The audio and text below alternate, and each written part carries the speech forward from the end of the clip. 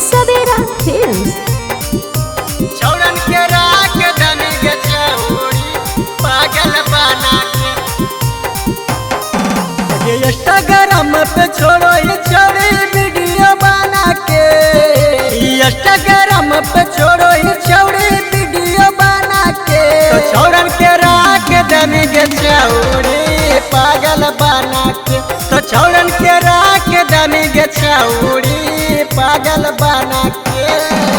Instagram पे छोड़ो ये छौड़ी वीडियो बना के। आगे इंस्टाग्राम पे छोड़ो ये छौड़ी वीडियो बना के।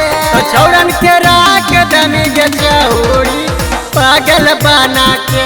छौड़न के राख दमी के चौड़ी पागल बना के। छौड़न के राख दमी के चौड़ी पागल बना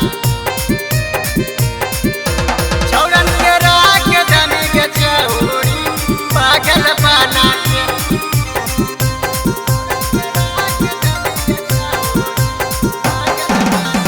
तोरे खातिर छौड़न के धारक कौदी लगे बढ़िया घर के बनाबो आखिरी लगे।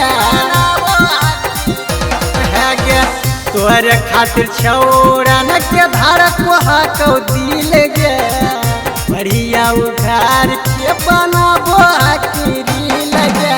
तोरे खातिर रोहब छौड़न रात भर जाग के। आगे तोरे खातिर रोहब छौड़न रात भर जाग के। तो छौड़न के राख दमी के छौड़ी पागल बना के। छौड़न के राख दमी के छौड़ी पागल बना के।